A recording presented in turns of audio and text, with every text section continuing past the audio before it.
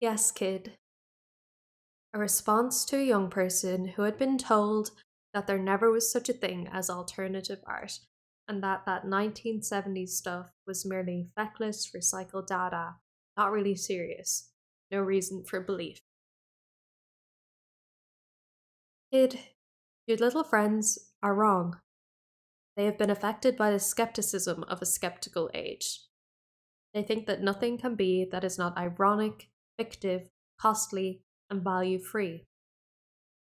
All our theoretical templates edit reality in the name of a truth, but the price, always, is something absented, something alternative.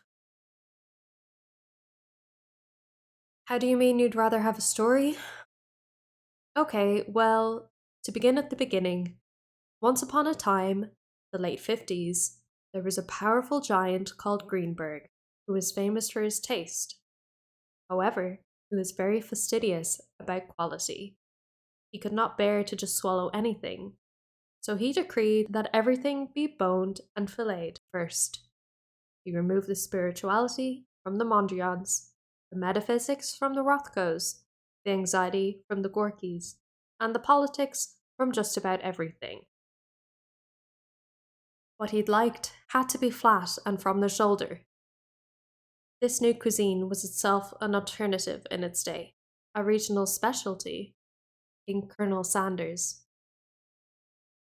The giant's power spread far and wide because he was a remarkable magician of language. He was able to make New York art become American art, and he made that become international art, which in a twinkling became formalism.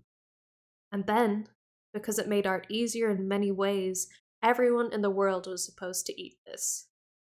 Yes, the metaphors are starting to get mixed, but then a great deal of mythology is like that. In order to establish his alternative as mainstream, the giant made rules.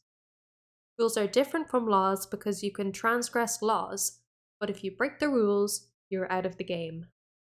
But some people thought, fuck rules, and then hurled themselves against the ineffable and attempted to wrench order from chaos in what was often called at the time a progressive way.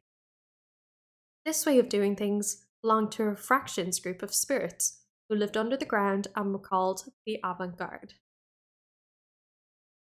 The thing about the avant garde was that it was always dying or dead. So, fairly soon, no one wanted to be avant garde. Better to be trans, post, neo, or hyper, because to be avant was to be dead, or history as it is sometimes called. Anyway, very soon, all the alternative art spaces were calling themselves contemporary art spaces, so as not to become history and die.